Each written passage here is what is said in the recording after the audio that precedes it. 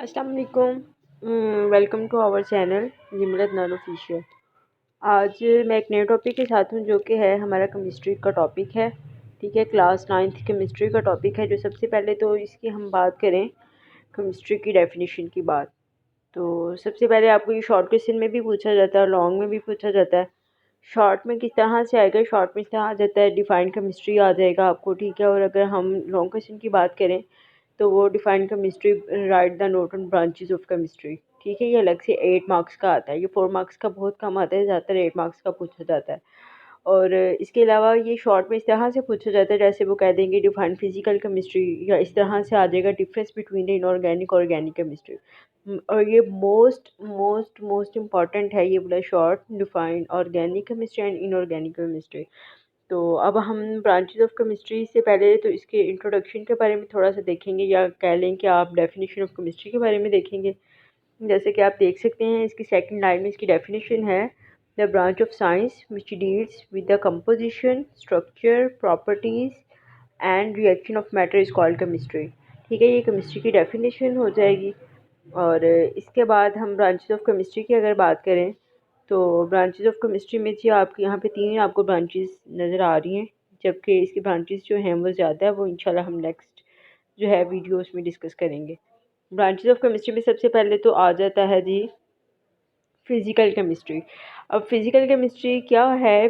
Physical chemistry is defined as branch of chemistry. ये भी एक केमिस्ट्री की ब्रांच है जो कि डील करती है relationship between the composition and the physical property of matter. जैसे कि फॉर एग्जांपल हम कह सकते हैं फिज़िकल प्रॉपर्टी ऑफ मैटर, यानी कि उन चीज़ों से ये मतलब रिलेट करती है, यानी कि चीज़ें बनी कैसे हुई हैं, या उसका कह लें कि उसकी प्रॉपर्टीज़ कैसे हैं। जैसे कि फॉर एग्जांपल सॉलिड है, ठीक है, सॉलिड जो होगा या लिक्विड या गैसेस वगैरह, उसकी कंपोजिशन क्या हो सकती है। और इसके अलावा इसकी जो मतलब फ़िज़िकल उसकी अपीयरेंस है, फ़िज़िकल यानी कि जो हमें नज़र आ रही होती है, फ़िज़िकल अपीयरेंस उसको कहते हैं जो नज़र आ रही होती है। तो उसकी क्या मतलब कंपोजिशन है, या किस तरह से उसकी फ़िज़िकल प्रॉपर्टी होगी, तो उसके अंदर कुछ चेंजिंग्स वगैरह होंगी या कुछ भी इस तरह की जितनी भी मतलब जो चीज़ें डिस्कस की जाती हैं, रिलेशनशिप जो होता है कंपोजिशन और फिज़िकल प्रॉपर्टी के दरमियान, वो हम फिज़िकल केमिस्ट्री के अंदर डिस्कस करते हैं।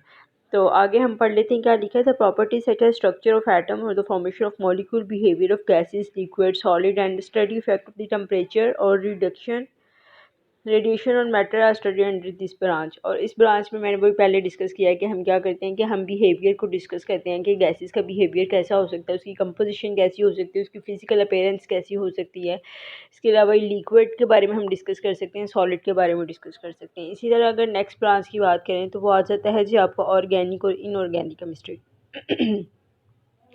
ऑर्गेनिक केमिस्ट्री की बात करें, ऑर्गेनिक केमिस्ट्री में बेसिकली क्या है? Organic chemistry is the study of covalent compound of carbon and hydrogen. Organic chemistry ऐसी केमिस्ट्री है जिसके अंदर हम जस्ट कार्बन और हाइड्रोजन को डिस्कस करते हैं। ठीक है, मतलब कि जैसे कार्बन और हाइड्रोजन हम कह सकते हैं हाइड्रोकार्बन्स। हाइड्रोकार्बन्स की जो स्टडी की जाती है या उसके डेरिवेटिव्स की जो स्टडी होती है वो आपकी ऑर्गेनिक केमिस्ट्री के अंदर होती है। और इसके अलावा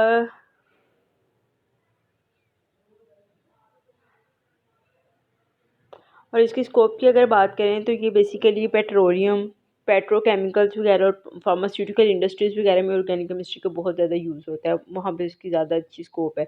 इनऑर्गेनिक, इनका मतलब होता है नो।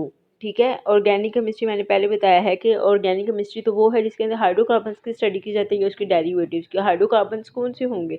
यानी कि कार्बन और हाइड्रोजन की जितने भी कंपाउंड्स हैं उसके अंदर ऑर्गेनिक केमिस्ट्री आ जाती है। ठीक है, इनका मतलब होता है नो, यानी कि इसके अंदर हम उसके हाइड्रोकार्बन्स वगैरह नहीं आएंगे, यानी कि इसके अंदर हाइड्रोजन या कार्बन वाले जो मॉलिक्यूल कंपाउंड्स हैं वो स्टडी नहीं किए जाएंगे।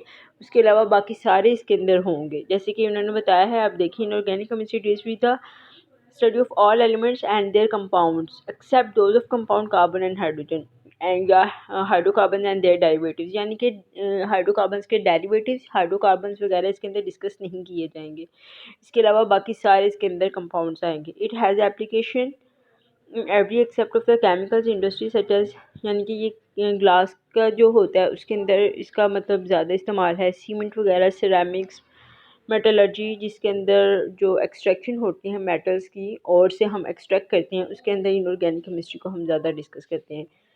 ये आज का हमारा टॉपिक था। दोबारा हम इसके बारे में थोड़ा सा देख लेते हैं। इंट्रोडक्शन ऑफ केमिस्ट्री हमने सबसे पहले डिस्कस किया, ये शॉर्ट में भी आता है आपको, ठीक है। और ब्रांचेस का मैंने बताया, शॉर्ट में भी आ जाती हैं, अलग अलग पूछी जाती है, लॉन्ग में भी आ जाता है, पूरे के 8 नंबर का सवाल आ जाता है, समटाइम ये 4 नंबर का भी आ जाता है, ए बी पार्ट बन गए।